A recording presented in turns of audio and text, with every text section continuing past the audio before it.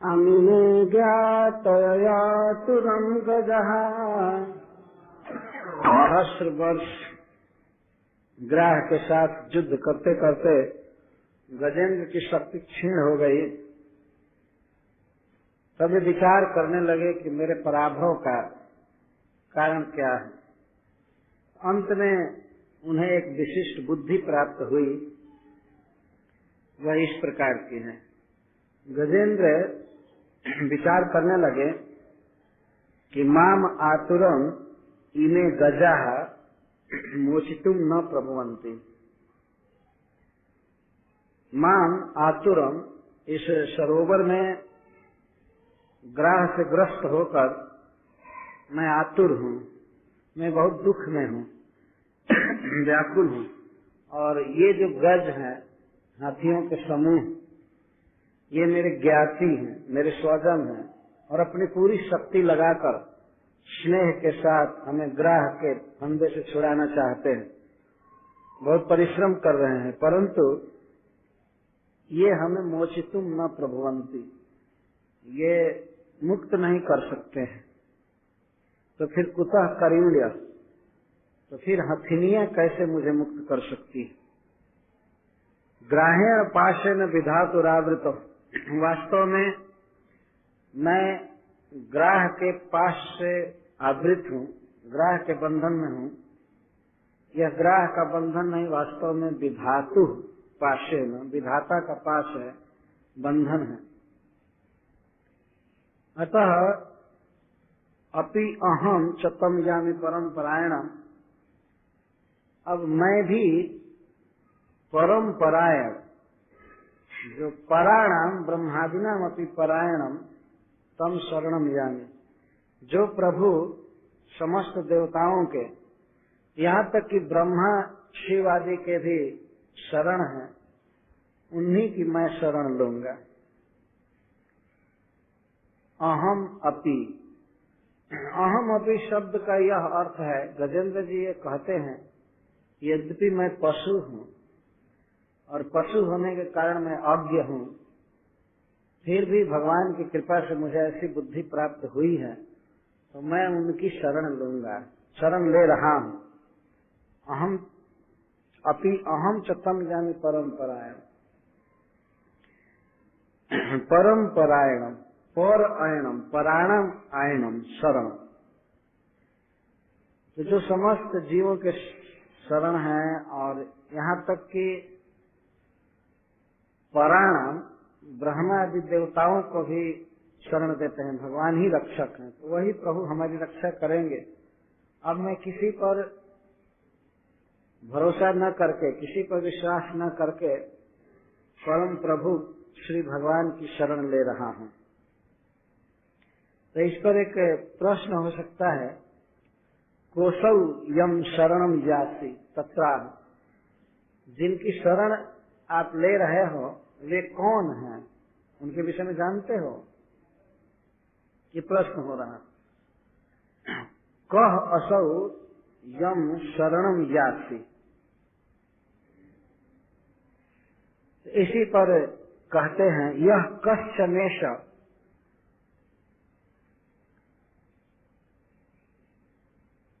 यह ईश, एक ईश्वर है, भगवान है, परम समर्थ है। कश्चन, कश्चन शब्द ऐसे ज्ञान होते हुए भी, जैसा आगे प्रकट होगा, गजेंद्र को ज्ञान है भगवान का, भगवान श्रीहरि विष्णु ही ईश्वर हैं, लेकिन यहाँ पर कह रहे यह कश्चन ईश्वर, कोई ईश्वर हैं जो अपने शरणागत की रक्षा करते हैं। भीतम प्रपन्नम परिपाति, जो व्यक्ति संसार बंधन से अथवा किसी प्रकार के संकट से भीत होकर, डर कर उनकी शरण में आता है, प्रपन्न होता है, तो परिपाति, ये रक्षा करते हैं। उस ईश्वर का, भगवान का स्वभाव मैं जानता। भीतम प्रपन्नम परिपाति, कैसे रक्षा करते हैं और क्यों भयभीत रहता है वह भक्त, वह शरणागत? बलिनः अंतक उर्गात प्रचंड वेगात अभिधावतो भीषम भीतम। काल सर्प से भयभीत होकर के जो व्यक्ति भगवान की शरण लेता है, भगवान उसकी रक्षा करते हैं। अंतक एवं उरग, उरग का अर्थ होता है उर से, छाती से पेट के बल चलने वाला, गमन करना, उरग सर्प को कहते हैं। अंतक का अर्थ अंत कर देने वाला, काल मृत्यु, अंतक उरग। यह काल, यह मृत्यु एक विशाल अजगर की तरह, जैसे एक विशाल अजगर ग्रस लेता है, किसी को खा जाता है, उसी तरह से सारा विश्व काल के अधीन है। काल भी सबको ग्रस्त किया है। अजगर धीरे धीरे ग्रसता है, एकाएक नहीं खा जाता है। इसी तरह से काल सबको धीरे धीरे ग्रसता है। 1999 बीत गया, अब 2000 ग्रस्त रहा है, और 2000 में भी यह कौन महीना है, 11वां महीना हो गया ना, तो धीरे धीरे ग्रस्त रहा है। व्यक्ति अपने जोड़ता है, मेरी कितनी उम्र हुई, कितनी मेरी उम्र हुई, और मान लीजिए किसी की उम्र 58 बरस या 60 बरस की हुई, तो लगभग पूरा पूरा निगल चुका है।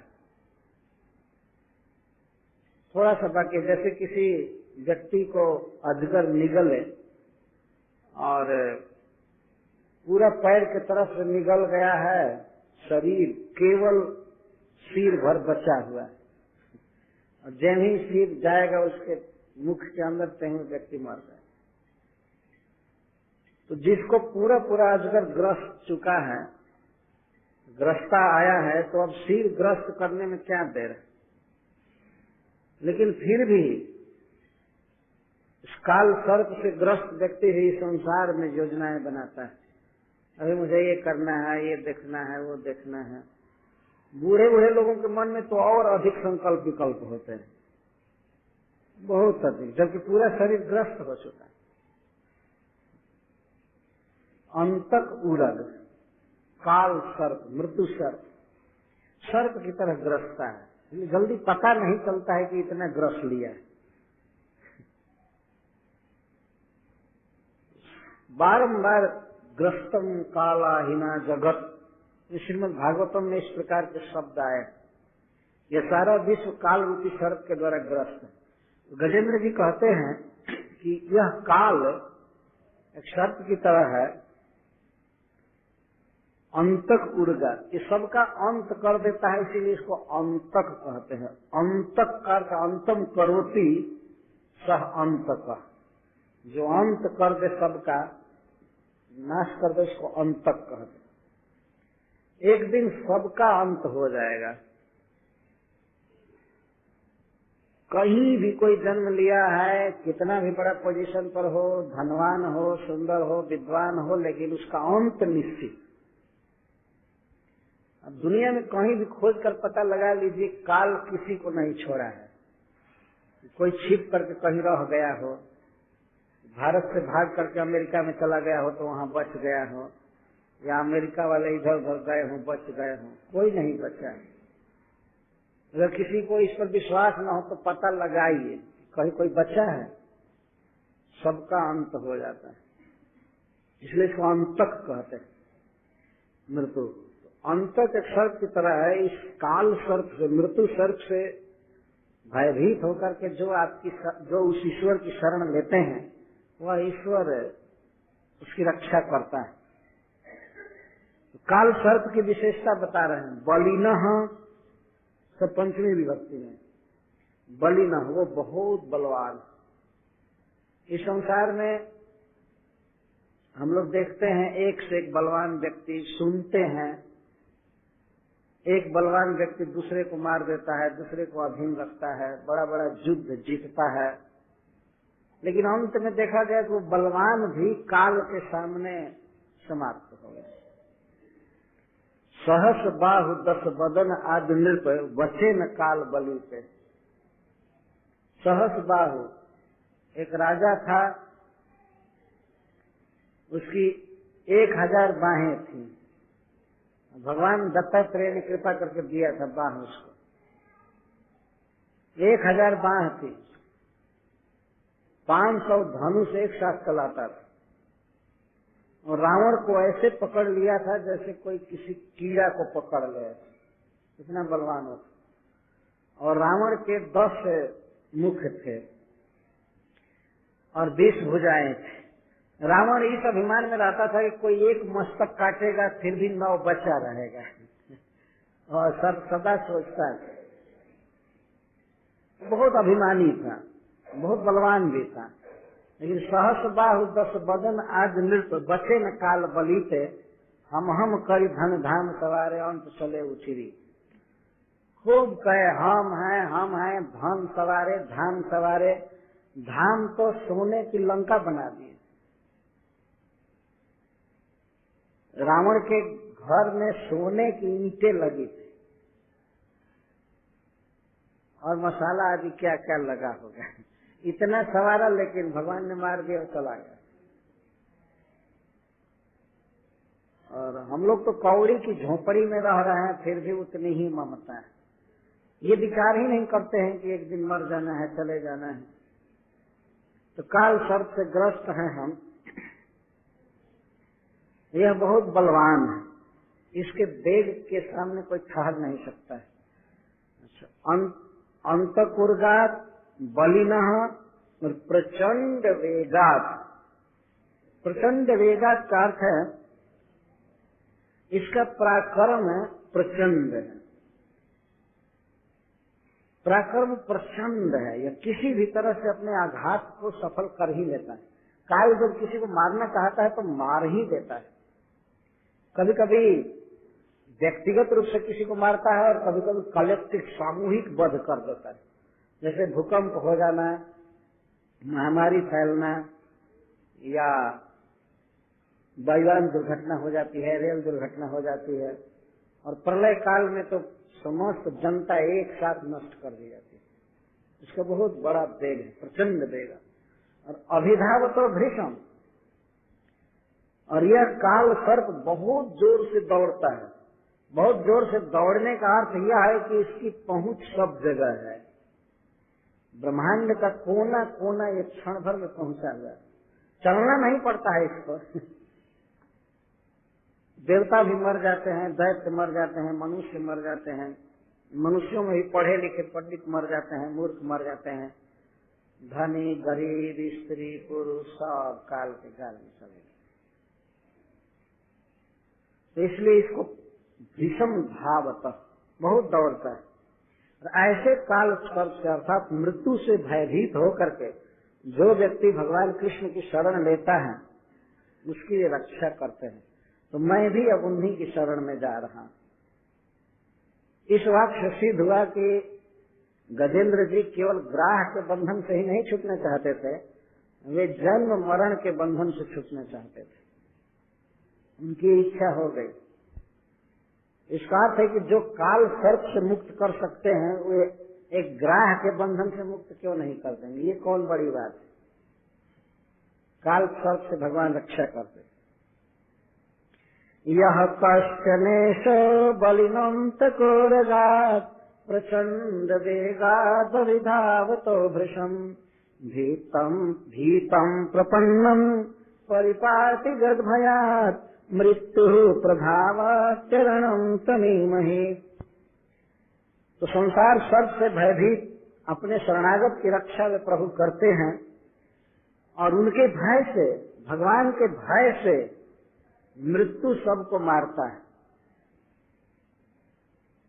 मृत्यु को ड्यूटी दिया है भगवान ने, तुमको मारना ही पड़ेगा।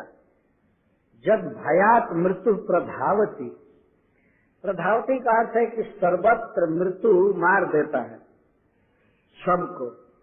तो मृत्यु भगवान के भय से मार रहा है। श्री सिद्धर स्वामी जी यहाँ श्रुति से उल्लेख करते हैं, धिशास्मद वातः पवते, उस भयावह ईश्वर के भय से हवा बहती है, उसी के भय से सूर्य उगता है, उसी के भय से अग्नि जलता है और इंद्र वर्षा करता है, और मृत्यु धावती पंचम, और पांचवें देवता मृत्यु धावती, मारते हैं सबको आदेश है भगवान विष्णु का, तुमको वर्षा करना है, तुमको ताप देना है, हवा को बहाना है, और मृत्यु को आदेश है कि तुमको मारना पड़ेगा। मृत्यु चैन से नहीं बैठा है, उसको मारना ही पड़ेगा सबको दौड़ दौड़ कर, इसलिए प्रधावती शब्द का प्रयोग किया गया। वो सब कर्म बंधन और रिकॉर्ड देख देख कर मृत्यु दौड़ता है, जाकर के मारता है। प्रधावती का यथाश्रुत अर्थ हमें नहीं ले लेना चाहिए कि जमराज जी अब अपने ऑफिस से दौड़ दौड़ करके मारते हैं। मृत्यु की पहुंच सर्वत्र है और उसके ऊपर भगवान का नियंत्रण है, कमांड है, तो मारना ही पड़ेगा, इसलिए कोई बच नहीं सकता। तो मृत्यु भी जिनसे विनियुक्त होकर के काम करता है, उन्हीं प्रभु की मैं शरण ले रहा हूं। अरणम तम ईमहि, ईमहि का अर्थ है ब्रजेम, मैं भगवान की शरण ले रहा हूं, यह बुद्धि आई। देखिए उस विषम दशा में, जबकि एक पैर ग्राह पकड़ा है और जल के भीतर गजेंद्र है, 1000 वर्ष तक युद्ध कर चुके हैं, पर उस दशा में भी भगवान का भजन कर रहे हैं। आज के लोगों को यदि सिखाया जाए कि आप भी कुछ माला जपे भजन कीजिए, तो कहते हैं वो इतना बिजी है, इतना काम धंधा है, समय नहीं। और गजेंद्र की भी दशा देखिए, इतना थका हुआ व्यक्ति भी पैर पकड़ा गया है, फिर भी भगवान का भजन चालू किया। हरे कृष्णा कृष्णा कृष्णा हरे हरे, हरे राम राम राम हरे। जब विवेक हो उसी समय भजन कर देना, चालू कर देना चाहिए। ये नहीं सोचना चाहिए कि अब काम धंधा से फुर्सत हो जाएगी। जब तलक है जिंदगी फुर्सत न होगी काम से, कुछ समय ऐसा निकालो प्रेम कर लो राम से। समय निकालना पड़ेगा और कोई दूसरा छुट्टी नहीं देगा। परिवार के लोग कभी नहीं कहेंगे कि अब आप बहुत कमाए, हम हमारे पोषण किए, अब आप भजन कीजिए, आराम कीजिए, ऐसा कभी नहीं कहेंगे। और फुर्सत भी देंगे तो कहेंगे कि आप यहाँ घर पर बैठे रहिए और कुछ करने की जरूरत नहीं है। भजन करने की छूट नहीं देंगे। कहीं भी स्वयं फुर्सत निकालना है, और फुर्सत मिले या न मिले, हम लोग काल सर्प से ग्रस्त हैं, बहुत संकट में हैं। भगवान का भजन चालू करना चाहिए, पुकारना चाहिए भगवान को, जैसे गजेंद्र जी कर रहे हैं। उस विषम स्थिति में वे पुकार रहे हैं भगवान को, कीर्तन कर रहे हैं। सीखने लायक बात। यहाँ तो एक बार थोड़ा सा बुखार आ जाए तो आह करते हैं, माला कहाँ की कहाँ रखी रहती है। जिस दिन कोई पैर पकड़ करके खींचे पानी में, उस समय कहाँ से भगवान का भजन करेंगे। ये गजेंद्र का अधिकार। ग्राह पैर खींच रहा है अथाह जल की ओर, लेकिन फिर भी वे भगवान का भजन कर रहे हैं। इसी को निष्ठा और विवेक कहते हैं। भगवान के भजन में शुद्ध बुद्धि। तो कहते हैं मैं उनकी शरण ले रहा हूँ। तब सुखदेव गोस्वामी कहते हैं, एवं व्यवसितो बुद्ध्या समाधाय मनोहृदि जजाप परमं जाप्यम प्राग्जन्मन्यनुशिक्षितम्। एवं व्यवसित, व्यवसाय का अर्थ निर्णय, व्यवसिता का अर्थ कृत निर्णय। इस प्रकार गजेंद्र जी ने निर्णय किया कि हम अब भगवान की शरण में जाएंगे। अब हम स्वयं जोर नहीं लगाएंगे इससे बचने के लिए, और न तो इनकी आशा रखेंगे अपने परिवार के गजेंद्रों की, पत्नियों की। अब मैं भगवान की शरण ले रहा हूँ। यह जो निर्णय था, यही सुंदर निर्णय था। एवं व्यवसित, इस प्रकार का निर्णय करके और अपने मन को हृदय में बुद्धि द्वारा उन्होंने समाधान सम्यक रख दिया। अर्थात सब ओर से चिंतन हटा करके सबसे पहले उन्होंने अपने मन को हृदय में केंद्रित किया, क्योंकि हृदय में भगवान रहते हैं।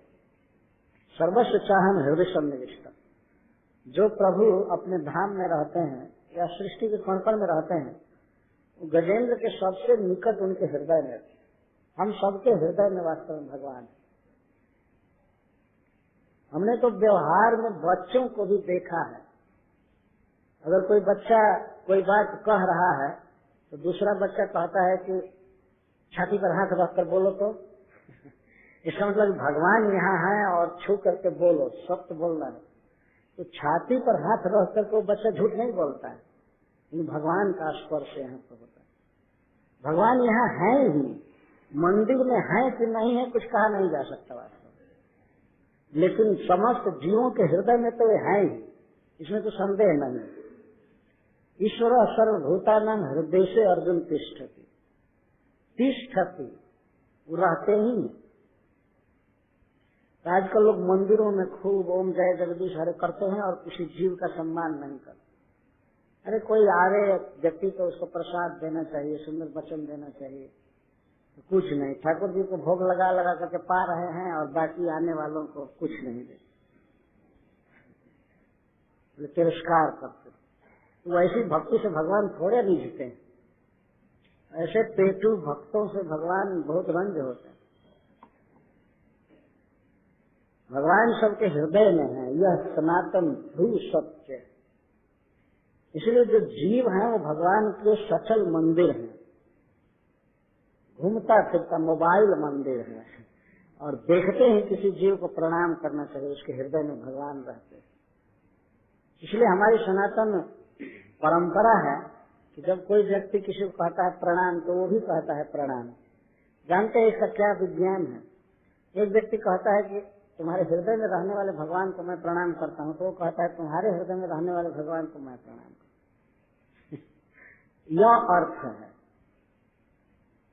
और जो व्यक्ति प्रणाम लेता रहता है, प्रणाम कभी लौटाता नहीं, इसका मतलब है कि वह देहाभिमानी है।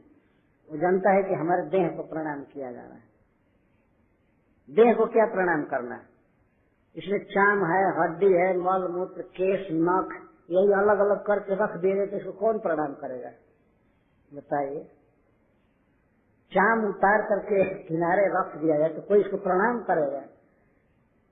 या मल मूत्र एक तरफ पैकेट में रख दिया जाए कोई प्रणाम करेगा? या हड्डी, देह को प्रणाम नहीं किया जाता है, देह में स्थित श्री भगवान को प्रणाम किया जाता है। यह प्रसंग श्रीमद् भागवत में है, जब दक्ष प्रजापति को भगवान शिव ने प्रणाम नहीं किया तो उनकी पत्नी पूछने लगे कि जब ससुर लगेंगे तो आपको प्रणाम करना चाहिए, ऐसा क्यों किए आप नहीं किए? भगवान शिव कहते हैं कि मैं हर काम को प्रणाम नहीं करता हूँ, सबके शरीर में रहने वाले भगवान कृष्ण को, वासुदेव को मैं प्रणाम करता हूँ। मैं क्यों करूं किसी को, दूसरे को प्रणाम? तो यह प्रणाम कर रहा। गजेंद्र अपने मन को सर्वप्रथम हृदय में रखे, जहाँ भगवान रहते। वास्तव में जीव के निकटतम भगवान है, सबसे निकट अवस्थिति। कैसे मन को रख सके हृदय में? बुद्धि द्वारा। इस प्रकार का सुंदर विचार उनके मन में उदित हुआ, उस बुद्धि से उन्होंने मन को रख दिया भगवान में, हृदय में, और चित्त को एकाग्र करके। और जगात परमम जाप्यम, परमम जाप्यम जप्यम स्तोत्रम, जो बहुत ही श्रेष्ठ स्तोत्र है, भगवान के गुणों से भरपूर, भगवान के गुणों का वर्णन करने वाला, इसलिए उसको परमम शब्द कहा जा रहा है। सर्वश्रेष्ठतम स्तोत्र जजाप, पढ़ने लगे, भगवान की स्तुति करने लगे। इस पर महाराज परीक्षित ने कहा कि ये स्तुति कहाँ सीख लिए? हाथी के शरीर में ये संस्कृत के स्तोत्र कहाँ से पढ़ लिए? तो कहते हैं प्राग जन्मनि अनुशिक्षितम, प्राक जन्मनि, इस हाथी शरीर के प्राक पूर्व इंद्रदुम्न संगे, जब इंद्रदुम्न नाम के राजा थे उस समय इन्होंने यह अभ्यास किया। तो श्रील प्रभुपाद जी इस श्लोक के तात्पर्य में कहते हैं कि देखिए, इस जन्म में जो हम स्तोत्र याद करते हैं, भगवान की भक्ति करते हैं, और कदाचित यदि हम भगवान को प्राप्त नहीं कर सके, इस जन्म का सारा ऐसे सारी तैयारी दूसरे जन्म में ज्ञान की तय मिलती है भगवान द्वारा। पूर्व जन्म में याद किया हुआ स्तोत्र हाथी के शरीर में याद आ गया, इसलिए भक्ति को अव्यय कहते हैं। नेहाभिक्रमणा शक्ति प्रत्यवाय न विद्यते, स्वल्प मत धर्म से प्रायते महत्व गया। भक्ति में थोड़ा भी कोई विकास किया है, थोड़ा भी किया है, तो भक्ति का फल अक्षय होता है, फिर नए सिरे से नहीं करना पड़ता है।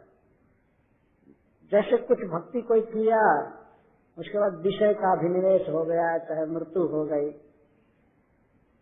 तो इस जन्म में जो किया है उतना जे कहते हैं बना रहेगा। मान लीजिए कोई 10% किया, तो दूसरे जन्म में वो 11% से चालू करेगा, एक से नहीं। यही भगवान की भक्ति का अमोघ प्रभाव। तो गजेंद्र पूर्व जन्म में जो स्तोत्र सीखे थे उसको जपने लगे। ये भगवान की कृपा देखिए। वो कथा 4थे अध्याय में आएगी, किस प्रकार उन्होंने वो स्तोत्र जपा था, किस प्रकार भक्ति किए थे। तो हाथी के देह में स्मरण आ गया। प्राग जन्मनी अनुशिक्षितम, शिक्षितम शब्द में अनु शब्द लगा है। पूर्व जन्म में उन्होंने निरंतर इसका जप किया था। हरे कृष्णा कृष्णा कृष्णा हरे हरे, हरे राम राम राम। प्राग जन्मनी अनुशिक्षितम, बहुत सुंदर शब्द है। इस जन्म में तो हाथी थे, भगवान का कोई स्मरण नहीं था। और जैसा आपने सुना कि परिवार में कितना आसक्त थे, स्नान करा रहे थे, पानी पिला रहे थे, कुछ भी हो, लेकिन पूर्व के भक्त थे, किए, वो स्मरण हो गया, आ गया स्मरण। इसलिए आज जो भक्त बन रहे हैं और पहले के जो भक्त हैं उनमें बहुत अंतर है। पूर्व के भक्तों का बहुत आदर करना चाहिए, क्योंकि बहुत काल तक जप किए हैं, बहुत काल तक भागवत पढ़े हैं, सुने हैं, भगवान को प्रणाम किए हैं, कई हजार प्रणाम उनका हो गया होगा, है ना। तो जो लोग माला लेते हैं नया नया, उन लोगों को बहुत नम्र रहना चाहिए कि हम तो बिल्कुल नया चालू किए हैं, हम पर कृपा कीजिए। पुराण बहुत इकट्ठा हो जाता है बहुत दिन से भक्ति करते करते। और मान लीजिए पहले का भक्त है, बहुत भजन किया है, और आज अकस्मात यदि वो जप नहीं करता है या मंगला आरती में नहीं आया, तो ये मत अवहेलना कीजिए कि वो ये तो कुछ नहीं कर रहा है, उसका स्टॉक बहुत है। जैसे मान लीजिए पहले व्यापार किया हुआ व्यक्ति बहुत जमा कर चुका है, बहुत कमा चुका है, और आज कुछ नहीं कर रहा है, तो नया नया व्यापार चालू करने वाला कहेगा तो कुछ भी नहीं कर रहा है, ये नहीं कर रहा है, लेकिन बहुत करके रखा हुआ है, तो बहुत बड़ा स्टॉक। प्राग जन्मनी अनुशिक्षित, पूर्व के भक्तों का बहुत आदर करना चाहिए, परंतु पूर्व के भक्तों को संतुष्ट नहीं हो जाना चाहिए कि हम बहुत कर चुके हैं इसलिए अब आराम करें, अब क्या करना है। यह भी ऐसा ग्राह में चरण पकड़ लिया है, इसलिए मैं शरीर से प्रणाम नहीं कर पाऊंगा। गजेंद्र चाहते थे कि साष्टांग लेट करके प्रणाम करें भगवान को, लेकिन कहते हैं कि मैं नमस्कार का ध्यान कर रहा हूँ, अर्थात ध्यान में मैं आपको प्रणाम कर रहा हूँ, मन से प्रणाम कर रहा हूँ। और शरीर की ऐसी दुर्दशा हुई है कि शरीर झुक नहीं पाएगा, तो पैर पकड़कर ग्राह खींच रहा है तो प्रणाम कैसे कर पाएंगे। ग्राह गृहीतत्वेन काय प्रणति अशक्यत्वा, काय प्रणति, शरीर से प्रणाम असंभव है उस स्थान पर, इसलिए मैं नमस्कार का ध्यान कर रहा हूँ। यह भी एक भक्ति है, ध्यान में भगवान की सेवा करना, तो मानसी सेवा कहते, प्रणाम करना, पंखा झलना, भगवान को कुछ भोग लगाना, गीत सुनाना। और कभी कभी तो यह मानसी सेवा बाहरी सेवा से भी बढ़ करके होती, क्योंकि इसमें मन लगा रहता है। तो गजेंद्र जी सबसे पहला वाक्य बोल रहे हैं कि मैं परम पुरुष भगवान के प्रति मन से प्रणाम कर रहा। नमः का सिद्धर्शन कहते नमनम अभिधीमहि ध्यायम केवल, केवल प्रणाम, केवल मानसिक प्रणाम कर रहा हूँ, क्योंकि शरीर से नहीं कर पाऊंगा, शरीर फंसा हुआ है। नमो भगवते तस्मै जपये तत्सिदात्मकं पुरुषाय विबुधाय परेशाय अभिधीमहि। नमः के साथ अभिधीमहि शब्द लगा हुआ है, क्योंकि भगवान को हमेशा चतुर्थी विभक्ति में रखा गया। नमः अभिधीमहि, अभिधीमहि शब्द नमः के लिए नमस्कार का ध्यान कर रहा है। स्वस्य तज्ज्ञानम भावयति विष्णुस्ति।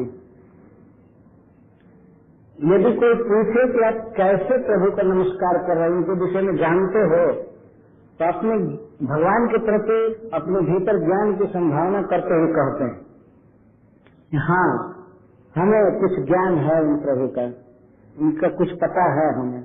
कैसे हैं? पहला विशेषण दे रहे हैं भगवते, जो 6 ऐश्वर्यों से परिपूर्ण है। सुंदरता ऐश्वर्य से समग्र से वीर्य से जस्त्रिय ज्ञान वैराग्य से शरणाम भव पिंगन है। 6 ऐश्वर्य हैं। इन 6 ऐश्वर्यों से जो परिपूर्ण है इन्हें भगवान कहते हैं। मैं भगवान को नमस्कार कर रहा।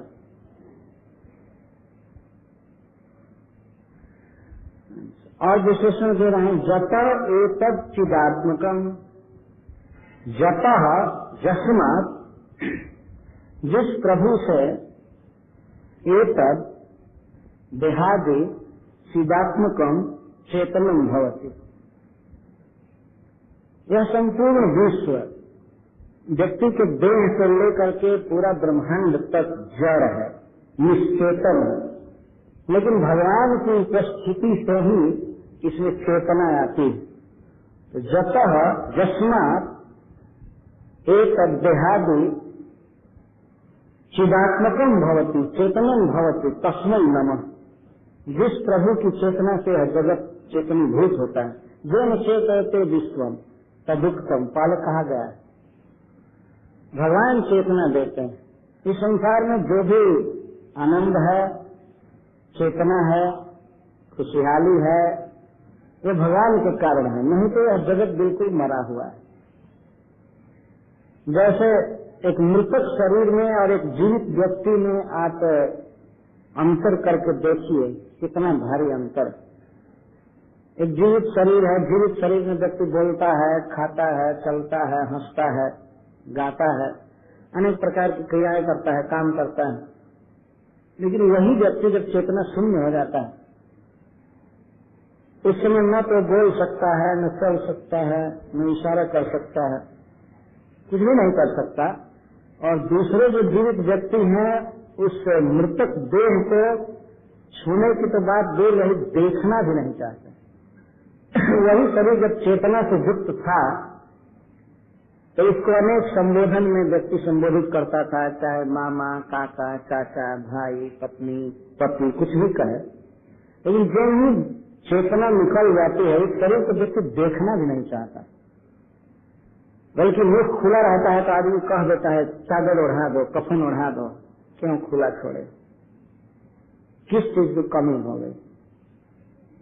भगवान उस शरीर को छोड़कर चले गए, एक तो ये अर्थ। अथवा आत्मा की उपस्थिति, माने आत्मा की अनुपस्थिति के कारण ऐसा हुआ, तो आत्मा क्या है? आत्मा भी तो भगवान का ही एक छोटा सा अंश है। ममई अंश जीव लोके जीव भूता सनातन। तो भगवान का एक बहुत सूक्ष्म अंश आकर के इस शरीर को चेतना देता है। और इस आत्मा का आकार बताया गया है शास्त्रों में, केश के अग्रभाग को लेकर के यदि उसके 100 भाग किए जाए, जो कि असंभव है। केश का अग्रभाग इतना सूक्ष्म होता है कि उसके 2 टुकड़े भी नहीं किए जा सकते। कि 2 टुकड़े करेंगे तो उसी को अग्रभाग माना जाएगा, उसके 2 भाग नहीं किए जा सकते। लेकिन शास्त्र कहता है कि किसी केश के अग्रभाग को लेकर के और उसके 100 विभाग किए जाए और फिर एक टुकड़े को लेकर के इसके 100 भाग किए जाए, तो इतना सूक्ष्म जीव है। तो भगवान का बहुत ही बारीक, बहुत सूक्ष्म आत्मा नामक अंश इस शरीर में है, तो इस शरीर को हिला रहा है। इसमें स्मृति शक्ति बनी है, चेतनाएं आ रही है, हिल रहा है, शरीर काम कर रहा है। तो जैसा ये तो चिदात्मक भिन्न भिन्न शरीरों में जो भी चेतना है, ज्ञान है, आनंद की अनुभूति है या जो भी फीलिंग है, सब श्री कृष्ण के कारण है, भगवान के कारण। जैसा ये सब चिदात्मक भगवती। और नहीं तो भगवान के बिना सारा संसार मरा हुआ है, निश्चेतन है, किसी काम का नहीं। यही समझ लेना चाहिए कि जो व्यक्ति भगवान से संपर्क नहीं रखा है वो जीवित तो है, लेकिन जीवित तो भूत है, मुर्दा है। ऐसे मरा हुआ व्यक्ति पड़ा रहे वो ठीक है, लेकिन कहीं वो जी जाए तो और भयानक होगा। उसको लोग भूत कहते हैं और भाग जाएंगे। मरा हुआ व्यक्ति यदि बोलने लगे तो या सांस चलने लगे तो आदमी पटक करके भाग जाएगा, ये भूत हो गए। कहने के लिए सभी प्राणी जी रहे हैं, खास करके मनुष्य, लेकिन भगवान से यदि प्यार नहीं है, भगवान से यदि स्नेह नहीं है तो वह जीवन मरा हुआ।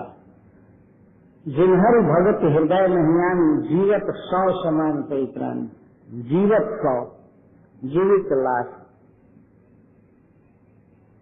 और वैज्ञानिक ढंग से सिद्धांत तौर पर देखा जाए तो भगवान ही इस जगत में चेतना दे रहे हैं। कोई पेड़ पौधा झाड़ बढ़ रहा है, हरा भरा है, इसलिए कि भगवान का एक अंश उसमें विद्यमान। और स्मृति ज्ञान आदि मिल रहा है इसलिए कि परमात्मा भी स्वयं बैठे हैं हृदय में। जीव की उपस्थिति से भी कुछ नहीं हो सकता है जब तक भगवान हृदय में न उपस्थित। तो जत एक चिदात्मकम भवति अथवा एक चिदात्मकम भवति, एक का अर्थ है यह जड़ विश्व, यह जड़ शरीर। भगवान की ऐसी शक्ति है, भगवान का ऐसा प्रभाव है कि कोई व्यक्ति यदि इनका भजन करने लगे, इनका चिंतन करने लगे तो यही शरीर स्पिरिचुअल हो जाता है, चिदात्मकम भवति। ऐसा देखा गया, गजेंद्र भी चिदात्मक हो जाएंगे। वही भगवान आकर के गजेंद्र का स्पर्श करेंगे, चरण पकड़ करके खींचेंगे सरोवर से बाहर, इसी समय गजेंद्र चतुर्भुज रूप में परिणत हो गए। उनका शरीर नहीं गिरा, हाथी का शरीर गिरा नहीं इधर उधर, वो हाथी का प्राकृतिक शरीर ही बिल्कुल स्पिरिचुअल चिन्मय स्वरूप हो गया चतुर्भुज। जत एक चिदात्मकम भवति। भगवान जब छू देते हैं, भगवान कृपा करते हैं तो जड़ वस्तु भी स्पिरिट हो जाती है। ये भगवान का सहज प्रभाव। जता एक चिदात्मकम भवति। कोई भी वस्तु जिसका संबंध भगवान से हो जाता है वह चिन्मय हो जाती है। जैसे कोई वस्तु हम खाते हैं, वही भात, वही रोटी, वही सब्जी, आप ऐसे बिना भगवान को अर्पित करके खाइए तो जड़ वस्तु रहेगी, माया बंधन का कारण बनेगी। लेकिन वही पदार्थ जब हम भगवान को अर्पित कर देते हैं तो वह स्पिरिचुअल हो जाता है, वह चिन्मय हो जाता है, इसे प्रसाद कहा जाता है। और उस चिन्मय प्रसाद को जो व्यक्ति खाता है तो धीरे धीरे वह अभी सिद्ध धरातल पर हो जाता है, चिन्मय हो जाता है। उसका सोचना, उसका बोलना और उसका शरीर सब कुछ चिन्मय हो जाता है। इसीलिए वैष्णवों में जाति बुद्धि नहीं करनी चाहिए। वैष्णवी जाति बुद्धि, जैसे सामान्य मनुष्य में जाति बुद्धि होती है, वह इस जात का है, वो इस जात का है, वैसा है वैसा है, काला है, गोरा है, लंगड़ा है, लूढ़ा है, ये है वो है। लेकिन यदि वही शरीर, वही व्यक्ति भगवान विष्णु को समर्पण करता है, भगवान का हो जाता है, तब इसमें जाति बुद्धि करना एक बहुत बड़ा अपराध। जात पात पूछे न कोई, हरि को भजे सो हरि का। भगवान हरि का ऐसा स्वभाव है, ऐसा उनका प्रभाव है कि उनसे संपर्क जोड़ते ही प्राकृत मान्यताएं नष्ट हो जाती है। वह व्यक्ति अप्राकृत धरातल पर होता है। रामायण में एक कथा है कि भीड़ों के, मल्लाहों के, निषादों के एक राजा थे और भगवान श्री राम जब वन में जा रहे थे तो उन्होंने बहुत स्वागत किया भगवान का। मित्रता किए, सेवा किए। भगवान राम उनका बहुत आदर किया और उनको अपना सखा कहते थे, मित्र कहते थे। बाद में भरत जी समस्त अयोध्या वासियों के साथ जा रहे थे भगवान को मनाने के लिए, लौटाने के लिए अयोध्या के राज्य पर। तो जब जा रहे थे तो उनके साथ गुरु वशिष्ठ देव भी जा रहे थे।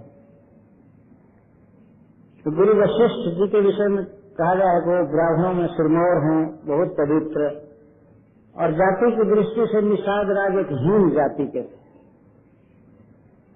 ऐसा विश्वामी कहे हैं कि मैं इस जाति का हूं कि उसकी छाया यदि किसी पर पड़ जाए, ऐसे चल रहा है वो व्यक्ति और छाया पड़ गई तो उस व्यक्ति को चाहिए कि वो जाकर के स्नान करे तब शुद्ध होगा। जा से छाह ले सिंचा, जिसका छाह पड़ने पर सिंचाई करनी चाहिए, मतलब स्नान करना चाहिए। लेकिन जब गुरु वशिष्ठ जी पहुंचे श्रृंगेर पे उनके यहाँ, तो उन्होंने निषाद राज को प्रणाम करते हुए देह करके अखबार में उठा करके रख दिया। कोई वशिष्ठ संग बड़ जगमान, वशिष्ठ जी से बड़ा कौन है संसार में। लेकिन वे निषाद राज को ऐसे हृदय से लगा लिए जैसे सबसे प्रिय व्यक्ति से मिल रहे। ईश्वर निषाद राज जी कहते हैं कि राम कीन है अपन जब ही पे भवन भुवन भूषण तब है। राम ने मुझे जब से अपना किया उस समय में इस विश्व में भूषण हो गया, सब बहुत श्रेष्ठ हो गए भगवान को अपनाने से। भगवान से जिनका संबंध हो गया है वे महान हो गए। श्रीमद् भागवतम में तो लिखा गया है कि भगवान के चरण धोवन को गंगा जी को मस्तक पर रख करके शिव जी हो गए। नहीं तो गंगा के बिना उस नंगा को कौन पूछता है। सब गंगा न कपड़ा पहने हैं न कुछ ऐसे, तो गंगा जी शिव पर आ गई है, इसीलिए शिव जी हो गए। शिव भूत भगवान कपिल देव कह रहे हैं, शिव जी हो गए, नहीं तो कोई कीमत नहीं होती। तो भगवान के चरण जल को धारण करने के बाद उनकी महिमा बढ़ गई बहुत अच्छा।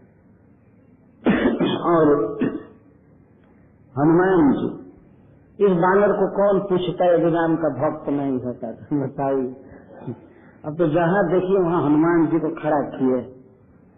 इतना पूज्य हो गए हनुमान जी, क्यों? क्योंकि भगवान राम के सेवक बने।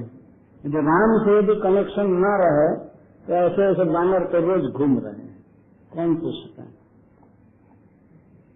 और अब तो लोग ले जा करके उस बानर को खिला कर प्रसाद बनाकर बांटते हैं। ये हनुमान जी का प्रसाद बांट दो।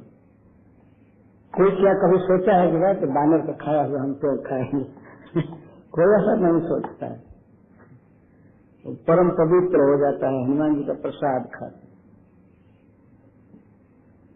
बल्कि अन्य जितने बानर हैं वे भी हनुमान जी के कारण प्रशंसनीय हो गए। हमारे यहाँ उत्तर प्रदेश में, बिहार में छोटे छोटे बच्चे जब बानरों को देखते हैं तो यही कहते हैं हनुमान जी आए, हनुमान जी आए, ऐसा कहते हैं, बानर नहीं कहते। तो अभी कार्तिक में एक लड़का आया था हमारे गांव से, वो हमसे कहता है ये सैकड़ों हनुमान जी आए बनेगा। सैकड़ों हनुमान जी आए। एक हनुमान जी के चलते अन्य बानर भी हनुमान जी कहे जा रहे हैं। और हनुमान जी क्यों हो गए? कि भगवान के भक्त हैं। हनुमान जी विभीषण से कह रहे हैं कि असमय अधम सखा मोही पर रघुदेव किन्हीं कृपा सुनीर गुण भरे बिलोचन में। मेरे जैसे अधम पर भी वे कृपा किए तो आप पर क्यों नहीं करेंगे? आप तो जाति के ब्राह्मण हैं, आप तो महान हैं। अब चलिए छोड़िए, लंका शरण में आइए, आप पर कृपा करेंगे। हनुमान जी प्रचार कर रहे थे भक्ति का लंका में, और वहां से एक विभूति लाए विभीषण जी, हम पर भी कृपा किए, फिर आप पर क्यों नहीं करेंगे? हनुमान जी अपनी निष्ठा का वर्णन करते हुए कहते हैं दैन्य बस कि प्राप्त ले जो नाम हमारा ताजिन ताहि न मिले आहारा। मैं इतना अधम व्यक्ति हूँ कि अगर सवेरे कोई हमारा नाम ले ले तो दिन भर भोजन में असर नहीं होगा उसे भोजन नहीं मिलेगा। मैं इतना नीच व्यक्ति। ये तो केवल उनके अपनी बात है, भक्ति के कारण दैन्य बस कह रहे हैं। हनुमान जी का नाम ले लेकर के तो कितने लोग खा रहे हैं, पेट भर रहे हैं। तो भगवान के संग से जड़ वस्तु भी चिन्मय हो जाती है। गजेंद्र जी पहली विशेषता भगवान जी बता रहे, यथा एतत् चिदात्मकम्, और जेन चेतते विश्वम् तत्र हेतु पुरुषाय, पुरुष कारणत्वेन प्रविष्टाय, क्योंकि भगवान पुरुष, पुरुष का अर्थ होता है कि पुरियों में शयन करते। कैसे वो चेतना देते हैं, जिन्हें चिदात्मकम भवति, कहीं भी किसी वस्तु में चेतना कैसे आ जाती है, क्योंकि चेतना का कारण है पुरुष, जो समस्त पुरियों में, मनुष्य देह में या दूसरे देह में, ब्रह्मांड में, क्षीर समुद्र में या कारण समुद्र में शयन करते हैं। तो पुरियां बहुत हैं, जितने जीव हैं उतनी पुरियां हैं, जितने ब्रह्मांड है उतनी पुरियां, और प्रकृति के अंतर्जामी कारणोदक्षाई भगवान, इसलिए बहुवचन का प्रयोग किया गया। पुरुषाय, पुरुषु कारणत्व में प्रविष्टाय, समस्त देहों के भीतर कारण के रूप में भगवान प्रविष्ट हैं और उन्हीं से चेतना आती है। भगवान चेतना देते हैं। तो ये चाहे तो जड़ पदार्थ को भी पूर्ण चिन्मय कर देंगे। जैसे रामचरितमानस में एक दोहा है कि जड़ ही थोड़ा शैतान में, जड़ को भगवान चिन्मय कर देंगे और चिन्मय को चाहे तो जड़ कर देंगे। ये भगवान का प्रभाव है। गजेंद्र इस बात को बोल रहे हैं। तो भगवान सबके हृदय में शयन करते हैं, रहते हैं और वही चेतना देते हैं। तो इस पर एक प्रश्न उठता है कि मनु प्रकृति पुरुषै कारण नीति प्रसिद्धम तत्र है। इस जगत में जो चेतना होती है या सृष्टि होती है, कोई वस्तु बनती है, कोई जन्म लेता है, तो उसमें कारण है प्रकृति ही और पुरुष। भगवान तो इसमें कारण है नहीं, प्रकृति पुरुष ही कारण, ये प्रसिद्ध बात है। तब कहते हैं आदि पुरुषाय, आदि ही प्रकृति, आदि बीजाय, आदि प्रकृति, बीजम पुरुष तद रूपाय। तो जो प्रकृति है, बहिरंगा प्रकृति, यह भी भगवान की ही शक्ति है। तो भगवान ही प्रकृति के रूप में है और पुरुष जीव चित्त कौन है, उसके भी कारण भगवान है, इसलिए पुरुष तद रूपाय। तो आदि का अर्थ है प्रकृति और बीज का अर्थ है पुरुष। आदि बीज आया, आप ही आदि है और आप ही बीज हैं, आप ही प्रकृति है और आप ही पुरुष हैं। मैं आपके प्रणाम का ध्यान कर रहा हूँ। प्रविष्टत्व की जीवित पारतंत्र वारयति, ये कहा जाता है कि भगवान हृदय में प्रविष्ट है सभी जीवों के, तो जीव भी तो सबके हृदय में है। तो भगवान में और जीव में भेद क्या रहा? भगवान भी सबके हृदय में है और जीव भी एक हृदय में है। तो यहाँ पर कहते हैं परेशाय प्रविष्टत्व अति जीव परतंत्र वारयति। भगवान सबके हृदय में प्रविष्ट है, लेकिन जीव की तरह परतंत्र नहीं है। जीव परतंत्र है, भगवान स्वतंत्र है। इसी को कहने के लिए परेशाय कह रहे हैं। परेशाय, परेश सबसे बड़ा ईश्वर, नियामक अथवा समस्त ईश्वरों के भी ईश्वर, परम ईश्वर आप हैं। तो भगवान सबके हृदय में रहते हुए भी शरीर के विकारों से प्रभावित नहीं होते हैं या मानसिक विकारों से प्रभावित नहीं होते हैं। जीव प्रभावित होता रहता है। जैसे मान लीजिए कोई जीव किसी शरीर में है और शरीर को ठंडा लगता है, तो जीव भी प्रभावित होता है। वह अनुभव करता है कि हमको ठंडा लग रहा है, या शरीर पर हीट दिया जाए तो जीव अनुभव करता है कि हमको गर्मी मिल रही है, वो छटपटाने लगता है। शरीर में टेम्परेचर बढ़ जाता है तो जीव छटपटाने लगता है, लेकिन भगवान जो के तो आनंद में रहते हैं, वो इस प्रभाव में नहीं आते हैं। तब तो शरीर में भूख लगती है तो आत्मा छटपटाने लगता है, शरीर नहीं छटपटाता है, वास्तव में आत्मा छटपटाता है, क्योंकि शरीर को मैं मान लेता है। पर भगवान कभी भी शरीर को मैं नहीं मानते और न तो उसको मेरा मानते हैं, कुछ भी इसमें प्रभावित नहीं होते हैं। और केवल एक समष्टि व्यष्टि शरीर ही नहीं, संपूर्ण ब्रह्मांड में जो कुछ भी होता है भगवान का इस पर कोई प्रभाव नहीं पड़ता, क्योंकि दूसरे जो व्याकुल हो जाते हैं, रोते हैं, विलपते हैं, हर्षित होते हैं, नाचते हैं, गाते हैं।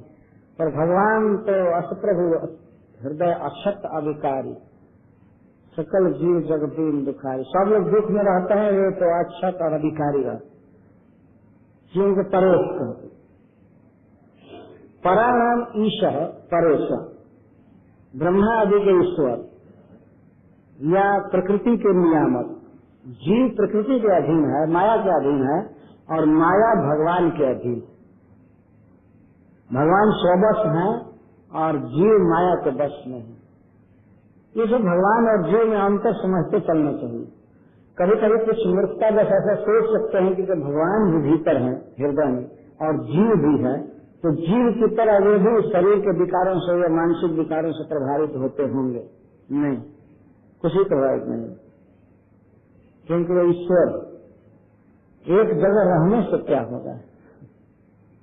उपनिषद में कहा गया कि दो पक्षी इस देह वृक्ष पर रहते हैं, तो उसमें एक फल को खाता है, उस वृक्ष के सुख दुख खट्टा मीठा पीता और सोचता है, मुह्यति सोच माना, एक भ्रम में रहता है, सोच में रहता है। दूसरा केवल देखता रहता है कि कैसे खा रहा है, कैसे पी रहा है, वो नहीं खाता है। परमात्मा भगवान हृदय में बिल्कुल सुखमय स्थिति में रहता है, केवल देखते हैं, साक्षी मात्र। वो नहीं खाते हैं, न पीते हैं, न कुछ सोचते हैं। नहीं तो खाते पेट पेट करके लोग रोते हैं, लेकिन भगवान चुपचाप बैठते रहते हैं, उनको थोड़ा भी शोक नहीं होता है। और न तो जीव के हर्ष से उनको हर्ष होता है, क्योंकि परेश जीवोत पर तंत्र परिष्टत्व होती। बहुत सुंदर दिग्दर्शन है सुदर्शन जी का। क्यों इसके बाद यही शब्द दिया जा रहा है, उसकी भावना करते हैं। तो भगवान सबके हृदय में है, ब्रह्मांड में है, क्षीर समुद्र में है, सर्वत्र हैं, लेकिन फिर भी संसार के दुख शोक या कोई भी विकार उनको प्रभावित नहीं कर पाते। अब भगवान के परम ऐश्वर्य का विवरण देते हुए नमस्कार कर रहे हैं। यावत समाप्ति पूरा दूसरे श्लोक से लेकर तीसरे श्लोक से लेकर और जहाँ तक स्तोत्र पूरा हो रहा है वहाँ तक भगवान के परम ऐश्वर्य का वर्णन कर रहे हैं। यस्मिन् इदं जतश्चेदं येनेदं या इदं स्वयं यस्मात् परस्मात् च परस्तं प्रपद्येषं ध्रुवम्। भगवान के परम ऐश्वर्य का वर्णन किया जा रहा है, यहाँ से लेकर के आगे तक समाप्ति तक।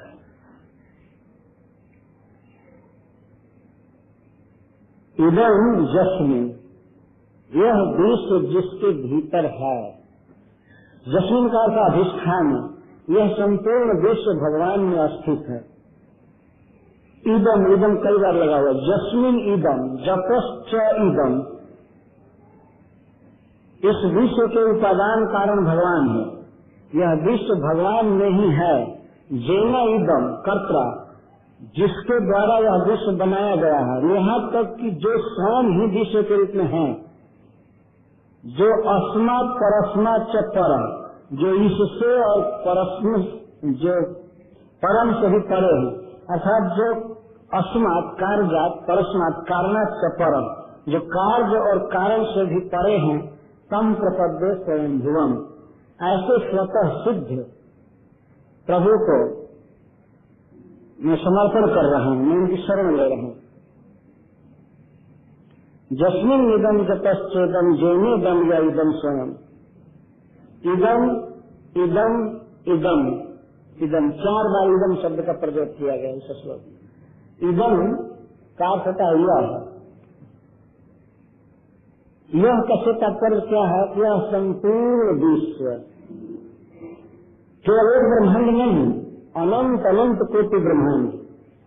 ब्रह्मांड को इस तरह समझिए,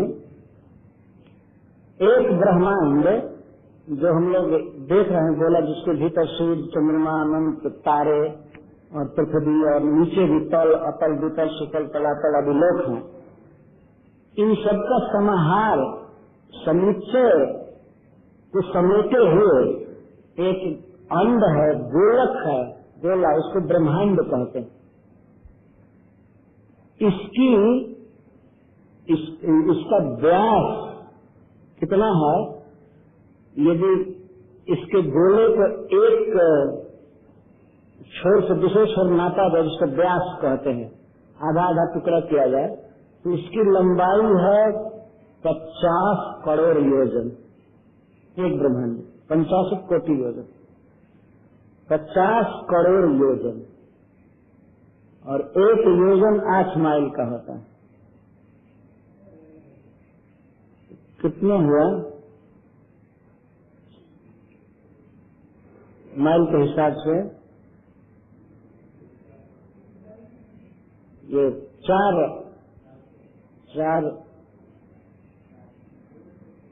अरब हुआ ना, 4 अरब माइल इसका व्यास हुआ। परिधि तो कहना ही नहीं, कितना परिधि हो जाए एक ब्रह्मांड। और ऐसे ऐसे अनंत अनंत ब्रह्मांड पड़े हुए इस प्रकृति के भीतर, और एक ब्रह्मांड में 14 भुवन है, जोन बटे हुए हैं 14, और उनमें भी बहुत बहुत लोक हैं। एक एक लोक में बहुत बड़े बड़े नगर हैं, एक एक नगर में बहुत बड़े बड़े घर हैं, जीव जंतु भरे पड़े हैं। फिर एक एक घर में भी कितने कितने लोग और कितने कितने सामान पड़े हुए देख सकते हैं। सबके खाने के लिए, पहनने के लिए, बैठने के लिए, घूमने के लिए सामान। पहले तो लोगों को ही नहीं गिना जा सकता है, फिर इन लोगों में बसे हुए गांव और नगर को कोई कैसे गिन सकता है? इस ब्रह्मांड में लोगों की गिनती करना असंभव। और एक एक लोक में अनंत अनंत जस्मिन इदम, वही रचे हैं और उन्हीं के भीतर है। क्योंकि जब भगवान सृष्टि करना चाहे तो उनके अलावा कोई जगह नहीं था, काल नहीं था, न देश था, उनके अलावा कुछ है ही नहीं। वो रखेंगे कहीं? हम लोग घर बनाना चाहेंगे, फैक्ट्री बनाना चाहेंगे, तो पहले साइट देखते हैं, अपने देह से अलग है ना। सब चीज अपने देह से अलग देखना पड़ता है। रसोई अलग, पूजा घर अलग, बाथरूम अलग, ऑफिस अलग, और नहीं घर द्वार फील्ड सब अपने देह में जरा करके देखिए तो भगवान के भीतर ही सारा है। इस श्लोक में पहला ऐश्वर्य वर्णन किया जा रहा है। जस्मिन इदम, जस्मिन सप्तमी एक वचन में है, जस्मिन भगवती इदम विश्वम वर्तते, जिनके भीतर ही सारा ब्रह्मांड है। अच्छा, ये तो अधिष्ठान हुए, भगवान के भीतर ही अवस्थित। जतश्च इदम, और कहाँ से विश्व आया? इतने बड़े बड़े पहाड़, समुद्र, नदियां, अनंत लोक, ये सब आए कहाँ से? तो जत, जस्मा, उपादान, भगवान से सारा प्रकट हुआ है। भगवान से सारी वस्तुएं उत्पन्न हुई हैं और भगवान में ही टिकी। ठीक है, भगवान से आई है, लेकिन इसका निर्माण कौन किया? जेन इदम, जेन कर्ता, भगवान ही इसके रचयिता है। किसी घर के निर्माण के विषय में आप जरा विचार कीजिए। वो घर टिका हुआ रहता है अधिष्ठान पर, भूमि पर। जैसे हाल है, यह हाल है एक स्थान पर टिका हुआ है, इसको अधिष्ठान कहेंगे। जो भूमि है, खंडेलवाल छत्रवास, यह है अधिष्ठान। भूमि पहले से है, बनाने वाले अपने देह से नहीं निकाले एक भी ईंट पत्थर कुछ भी, और अधिष्ठान वो अलग है, बनाने वाले सब अलग हैं, उनके देह पर भवन नहीं टिका है, तो अधिष्ठान है। और इसके बाद कुछ उपादान है। उपादान का अर्थ होता है मैटेरियल, उपकरण। ये सब वस्तुएं आई कहाँ से? निश्चित है कि बनाने वालों के मुख से, पेट से सब वस्तुएं नहीं निकली, कहीं से ईंट आया होगा, पत्थर आया होगा, सीमेंट आया होगा, और सारी वस्तुएं लकड़ी वगैरह सब आए अलग से। और बनाने वाले भी लगभग भिन्न होंगे, मिस्त्री मजदूर वो भी अलग रहते हैं। तीन बात यहाँ देखिए, जस्वीदम जतश्चेदम जेनेदम या इदम स्वयं, चौथी बात है। तो भगवान से ही सारी वस्तुएं निकली इस विश्व को बनाने के लिए, इसको उपादान कारण कहते हैं। जैसे कोई कुंभकार घड़ा बनाता है तो घड़ा बनाने के लिए मिट्टी लाता है, मिट्टी चाहिए, पानी चाहिए, आग चाहिए, सुखाने के लिए हवा चाहिए, चाक चाहिए जिस पर घुमाता है, बनाता है। तो मुख्य उपादान है मिट्टी, दूसरा है जल। तो मिट्टी उपादान है घड़ा बनाने के लिए। अगर मिट्टी नहीं है तो कुंभकार घड़ा नहीं बना सकता है। तो मिट्टी को कुंभकार, घटकार वो अपने मुख से नहीं निकालता है, लेकिन भगवान जब विश्व बनाना चाहे तो अपने भीतर से सारा मटेरियल निकाले और भीतर निकाल, बाहर नहीं किए, अपने भीतर ही रखे। वही अधिष्ठान है, वही उपादान है, और मिस्त्री भी वही है, जेन कर्ता से स्वामी यहाँ कर्ता, कर्ता भी वही। बल्कि ये कहिए कि यह एकदम स्वयं स्वयं भगवान ही विश्व के रूप में हो गए। अर्थात कहने का अर्थ यह है कि भगवान के अलावा इसमें कुछ भी नहीं लगा है, कहीं का उपकरण नहीं लगा है, तो कहा जा सकता है कि विश्व भगवान है। जैसे किसी व्यक्ति में सामर्थ्य हो कि जमीन भी वही बन जाए और घर बनाने का उपकरण भी अपने मुंह से निकाल दे और स्वयं बना दे, तो लोग कहेंगे कि वो आदमी ही ऐसा हो गया है। वास्तव में कहना चालू करें, इसमें संदेह नहीं है। अगर ऐसा कभी हो तो लोग कहेंगे करे वही घर के रूप में हो गया है, कहा जा सकता है। भले वो व्यक्ति अलग हो, घर को उगल करके बना करके ठीक कर दे और अलग ऑफिस में बैठे, तब भी लोग कहना चालू करेंगे करे वही घर के रूप में हो गया है। तो मनुष्य तो थोड़ी थोड़ी बातों से ही आय के स्थापित कर देता है। जैसे मान लीजिए कोई व्यक्ति रिक्शा चला रहा है, तो रिक्शा चला रहा है, अगर 2-4 दिन भी चलाया हो तो रिक्शे के साथ उसका इतना संबंध हो जाता है कि लोग उसको रिक्शा वाला नहीं कहते हैं, रिक्शा कहते हैं, अरे रिक्शा उसे आय से स्थापित कर देते हैं, जबकि वो बिल्कुल रिक्शा से भिन्न है। रिक्शा को बनाया नहीं, कुछ नहीं किया, केवल चलाता है, साथ में रहता है, इसलिए कहते हैं रिक्शा।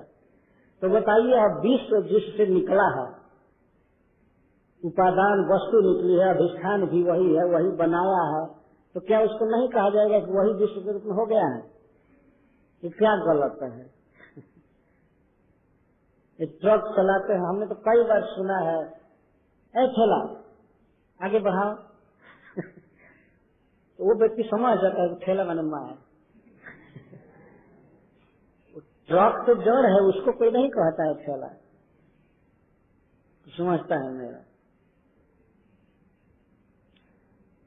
कभी कभी एक बार कीर्तन हो रहा था, कीर्तन में एक भक्त कुछ मृदंग बेढंगा इधर उधर कर रहा था, तो एक भक्त कहा, ए मृदंग होने हटो उधर हटो, ए मृदंग उधर हटो। मृदंग बजाने के कारण उसको मृदंग कहा। थोड़ा सा लिंक होने से ही आय को स्थापित कर देते हैं। तो इस विश्व को यह कहा जाए कि भगवान ही विश्व के रूप में है, तो क्या गलती है?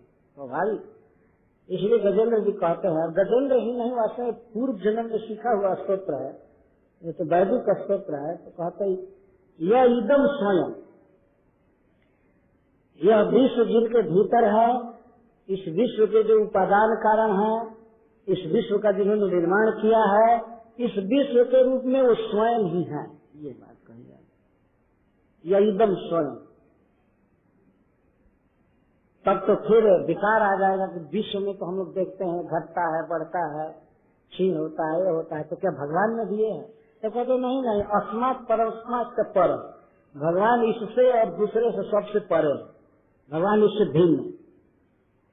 जगत के रूप में भगवान है तो ये नहीं समझ लेना चाहिए भगवान बस यही है, घटने बढ़ने वाले, नष्ट होने वाले। अस्मात् कार्य, जो हमारे आंखों के सामने है, अनुभव में है, इसको कार्य कहते हैं, कार्य। और परस्मात्, जो हमारे आंखों के सामने नहीं है अथवा जो अब लुप्त है, इसको कारण कहते हैं। तो भगवान कार्य से और कारण से भी परे हैं। जैसे टेबल हमारे पास है, मान लीजिए यदि लकड़ी का टेबल है, झाड़ का टेबल, पेड़ से बना है, तो वृक्ष इसका कारण हुआ और ये टेबल कार्य हुआ। तो भगवान इस जगत में जितने भी कार्य हुए हैं और कारण हुए हैं, कार्य के रूप में जगत है और कारण के रूप में, तो कार्य और कारण सबसे परे हैं भगवान। वे सब जड़ पदार्थ नहीं है, वो चिन्ह है, इससे भिन्न है। जगत के रूप में भगवान है, इस बात पर कुछ दार्शनिकों ने बहुत ही गलत निर्णय दिया है। वे ऐसा कहते हैं कि भगवान जगत के रूप में बन गए हैं, इसलिए वे अलग नहीं है, जगत के रूप में ही खत्म हो गए। जैसे मान लीजिए कोई लकड़ी है और लकड़ी को आप कुर्सी के रूप में बना दिए, तो लकड़ी अलग तो रही नहीं। या मिट्टी का पिंड है और मिट्टी को आपने घड़ा बना दिया, तो अब मिट्टी तो अलग रहेगा नहीं, घड़ा के रूप में हो गया। तो जब भगवान जगत के रूप में हो गए तो ये अलग नहीं है, खत्म हो गया, ऐसा कहते।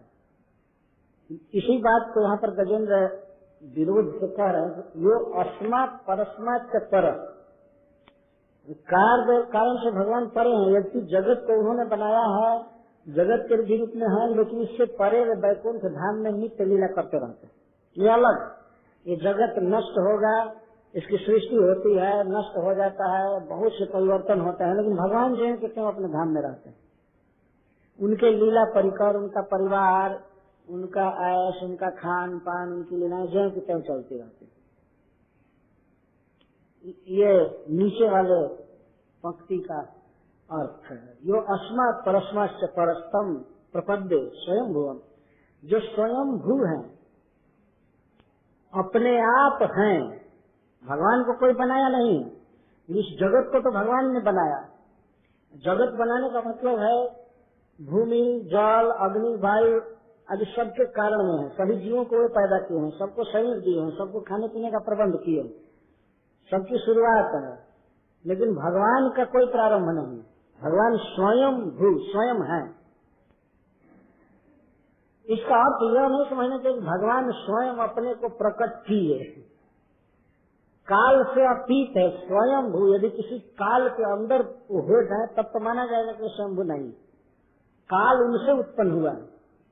भगवान स्वतः सिद्ध वस्तु, वे कभी बने नहीं है, वे सदा से हैं, सनातन पुरुष हैं, और वे बारंबार इस विश्व की सृष्टि करते हैं, प्रलय करते हैं। यह है भगवान का ईश्वरताई। आज इस जगत में कोई व्यक्ति केवल अपने भीतर से एक ट्रक सामान निकाल दे तो सारी दुनिया में टीवी पर और न्यूज पेपर में बात फैल जाएगी। कोई सामान, जैसे मान लीजिए कागज, एक ट्रक की बात है, एक बक्सा कागज भी कोई अपने भीतर से निकाल दे तो उसके लोग बहुत सराहना करेंगे। लेकिन सारा विश्व भगवान ने अपने भीतर से निकाल दिया है और इस पर कोई भगवान का गुण नहीं गाता है। यह देखिए अज्ञान।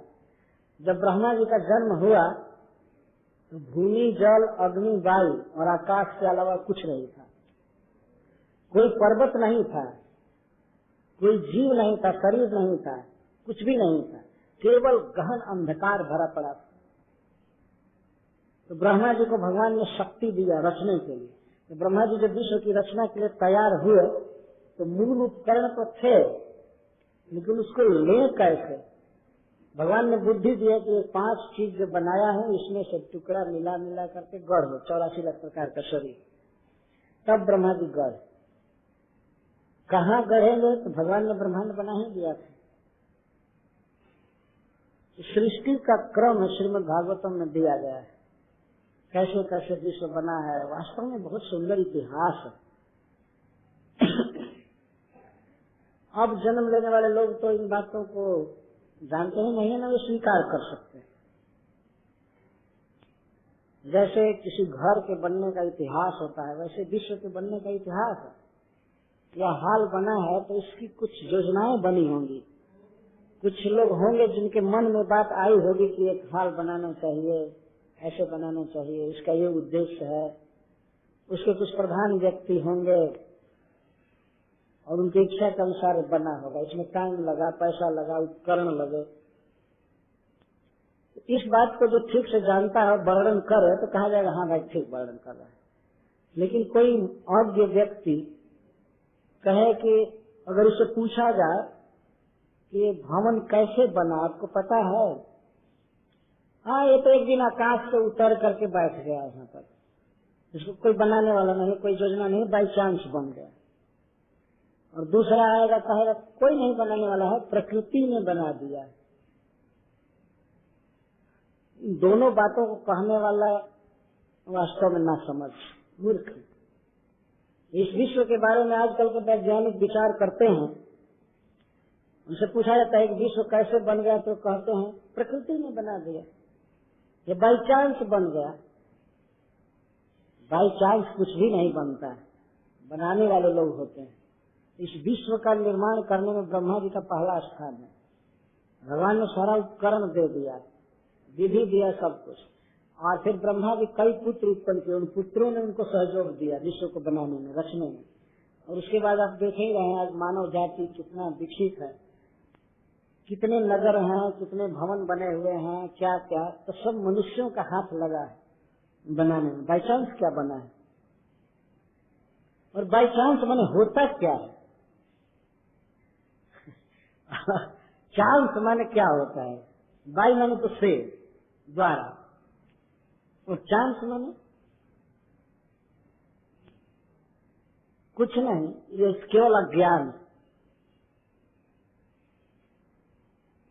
अब यहाँ पर बस अड्डा बन गया है, वो बाई चांस बन गया है, रेलवे बाई चांस चल रही है, सब काम बाई चांस हो रहा है।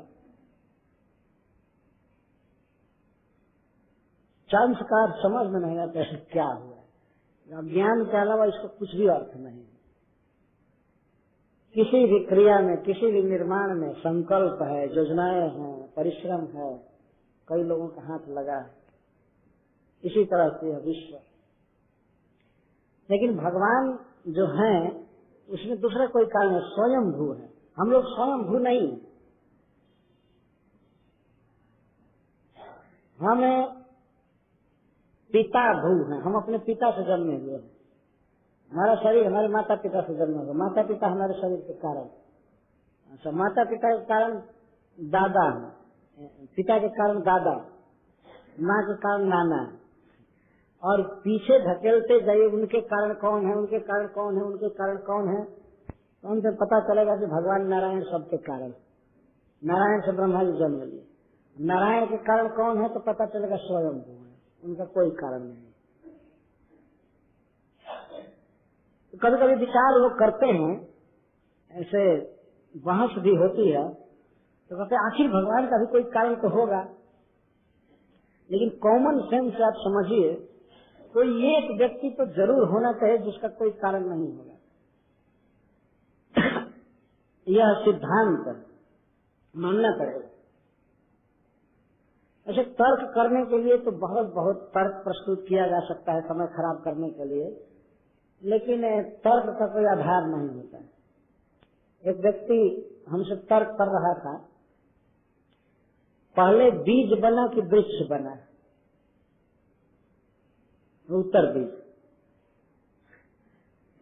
तो मैंने कह दिया पहले बीज बना। तो तर्क किया बिना वृक्ष के बीज कैसे आया, तो मैं उत्तर दे दिया वो बीज भगवान से आया। बीजम माम सर्वभूतानां विद्धि पार्थना। भगवान कहते हैं कि सर्वभूतानां बीजम माम विद्धि, और भगवान से बीज नहीं आया, भगवान ही बीज है। बीजम माम सर्वभूतानां विद्धि, समझो कि मैं ही समस्त जीवों का, वस्तुओं का बीज।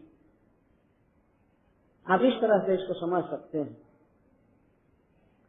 भगवान एक हैं, लेकिन भिन्न भिन्न प्रकार की जो सृष्टि हुई है उसके कारण वे, जैसे हम लोग पृथ्वी देखते हैं, पृथ्वी एक ही तरह की है, लेकिन इसमें भिन्न भिन्न प्रकार के पौधे जन्म लेते हैं।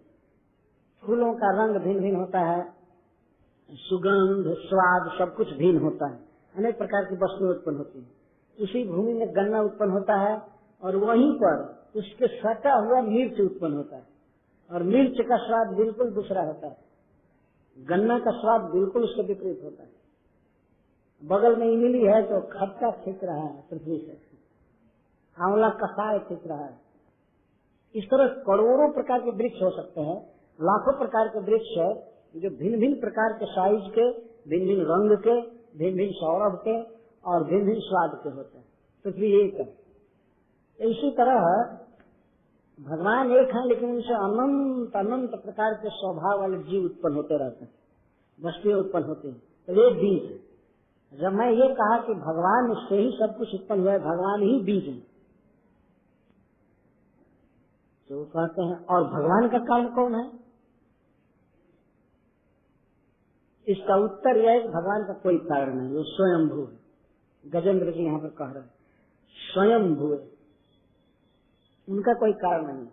भगवान ने गीता में कहीं नहीं कहा है कि हमारा कोई कारण है, स्वतः सिद्ध कारण है, वही जगत के कारण। कभी कभी बहस करते हैं लोग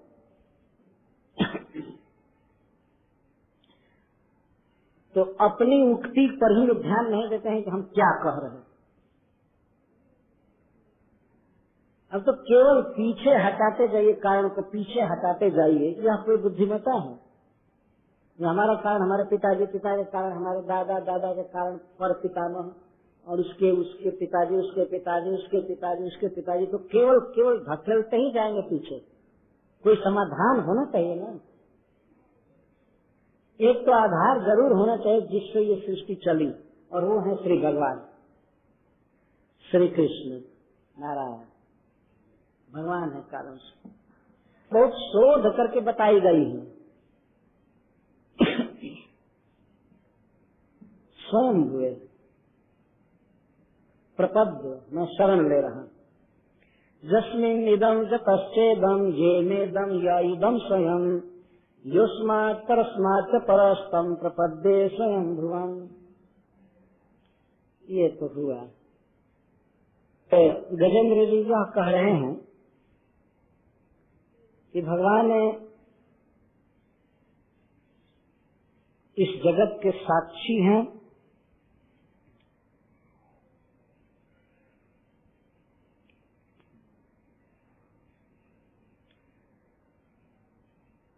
विश्व हेतुत्वम स्वतः सिद्धत्वम चित्तम इदानीं विश्व प्रकाशकत्वम स्व प्रकाशत्वम च वर्णन प्रार्थय।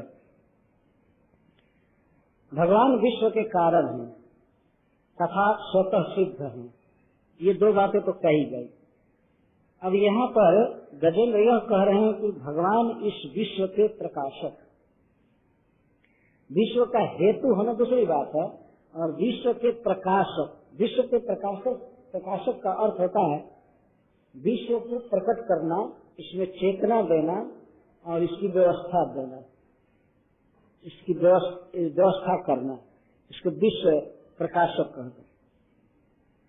जैसे किसी ग्रंथ का प्रकाशक होता है, उसका संपादक अलग होता है, उसका रचयिता भी अलग होता है, लेकिन प्रकाशक एक होता है, पब्लिशर। तो भगवान इस विश्व के प्रकाशक, वही रचयिता है, वही सब कारणों के कारण और स्व प्रकाश है। इसका वर्णन करते हुए प्रार्थना कर रहे हैं। यह स्वात्मनीदं निजमायार्पितं क्वचिद् विभातम् क्वच तत्तिरोहितम् अविद्ध वृक्षाशुभयम् तदीक्षते स आत्ममूलोऽवतु मां परात्परः। यह स्वात्मनि निज माया अर्पितम् इदम् क्वचिद् विभातम् क्वच तत्तिरोहितम् इक्षते।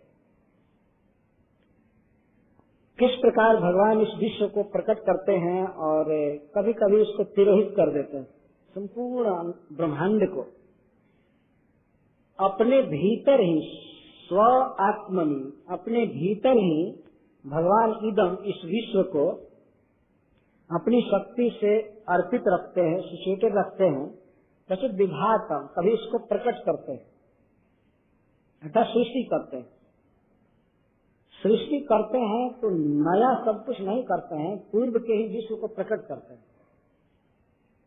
जो कारण रूप से सुप्त अवस्था में रहता है विश्व, वही जीव, नया जीव नहीं बनाते हैं और उनके कर्म फल के अनुसार प्रकट करते हैं। इसको विभातम का विभात विशेषण भातम व्यक्तम अभिव्यक्तम पूर्ण व्यक्त कभी इस जगत को व्यक्त करते हैं और क्वचित तत्तिरोहितम कभी उसको तिरोहित करते हैं। ये जगत कभी तिरोहित हो जाता है। तिरोहित का अर्थ है लीनम, भगवान में लीन होना, छिप जाता। जैसे कोई व्यक्ति दिन में दुकान खोलता है, बहुत सी वस्तुओं को फैलाता है, लेकिन रात्रि होने पर उसको रख देता है, तो तिरोहित का अर्थ यह नहीं कि समाप्त कर दिया, बंद कर देता है, लीन कर देता है और फिर सवेरे होने पर दुकान फैलाता है, खोलता है। तो भगवान इसी तरह से इस विश्व को कभी प्रकट करते हैं और कभी तिरोहित करते हैं और दोनों के साक्षी जब प्रकट करते हैं उस समय भी विश्व को पूरा पूरा ईक्षते देखते रहते हैं, संभालते हैं और प्रलय काल में भी वो देखते हैं अथवा कारण दोनों के साक्षी हैं और स्वयं आत्ममूल हैं। ऐसे परात पर से भी पर प्रभु माम अवतु मेरी रक्षा करे। भगवान के लिए विशेषण दें परात का अर्थ पर से भी पर से भी परात पर। हम लोग संपूर्ण विश्व के विषय में कुछ भी नहीं जानते और भगवान को जानते कब जगत प्रकट हो रहा है और कैसे तिरोहित होगा।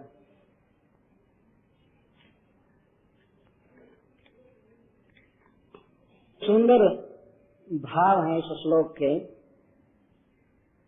बहुत धैर्य से सुनना चाहिए। संसारिक बात करते करते और सब बातें पढ़ते पढ़ते तो जीवन बीत रहा है, लेकिन यहाँ पर भगवान के विषय में जो ठोस शोधित विचार है प्रस्तुत किए जा रहे हैं।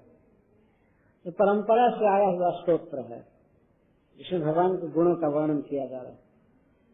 क्वचिद् विभातम क्वचित् तिरोहितम, भगवान कुछ काल तक उस जगत को व्यक्त रखते हैं और कुछ समय ऐसा आता है उस समय प्रलय हो जाता है, किसी भी जीव का शरीर नहीं रहता है। उस दशा को प्रलय कहता है। प्रलय काल में सारे जीव भगवान के भीतर सुप्त रहते हैं, जैसे रात्रि के समय। इधर मनुष्य समाज में आप देखते हैं कहीं कहीं कोई स्थान में रात्रि के समय बिल्कुल कोई जगह हुआ नहीं होता है, न कोई शब्द होता है न कोई काम होता है, चुपचाप सोए रहते हैं। वही फिर दिन आने पर दुकानें खुलती हैं, हलचल होता है नाना प्रकार। तो भगवान इस तरह बीच बीच में सृष्टि करते हैं और प्रलय कर देते हैं। ये उनका स्वर्ग है, अकेले संपूर्ण विश्व का प्रलय कर देते हैं और अकेले सबको चलाते हैं, पालन करते हैं। वे अनादिकाल से इसको देखते हैं। विभातम पश्यति तिरोहितम पश्यति, इसको अभिव्यक्त करते हैं, देखते रहते हैं और तिरोहित करते हैं। लेकिन इस जगत का प्रलय होने के पहले हम लोगों का कई बार मरण हो जाएगा। हम कभी नहीं देखेंगे कि पूरा ब्रह्मांड किस तरह से प्रलय की चपेट में आ रहा है। यदि प्रलय चालू भी होगा तो पूरा विश्व का प्रलय होने से पहले ही हमारा प्रलय हो जाएगा, देख नहीं पाएंगे, है ना। कोई का क्या ऐसा है, पता नहीं कितने दिन के बाद प्रलय होगा, उसके पहले ही हजारों बार प्रलय हमारा हो जाएगा। प्रलय होने का मतलब मर जाना, सो जाना। ये हमारी स्थिति है। हम कितना देखते, नाम पड़ जाता है अमुक निरीक्षक, कोई सरकारी ऑफिसरों के नाम में भी अभियंता या निरीक्षक, सुपरवाइजर नाम होता है। ये कितना सुपरवाइज करेंगे। कुछ रेल को देखते हैं चाहे कुछ चीज को, तो नाम होता है सुपरवाइजर। वाइजर मन विजन शब्द है, वाइजर देखने वाला, निरीक्षक। लेकिन हम लोग संपूर्ण विश्व में किस तरह से विश्व चल रहा है, किस तरह प्रलय हो रहा है, कौन कैसे काम कर रहा है, किसको क्या कर्म फल मिल रहा है, कौन सो रहा है, कौन गा रहा है, कौन कुछ कर रहा है, भगवान सब कुछ देखते हैं। और प्रलय काल की स्थिति में जो देखते हैं, इच्छते का अर्थ भगवान का कभी प्रलय नहीं होता है। भगवान कभी नहीं इस तरह सोते हैं, सदा भगवान सावधान है, आनंद में।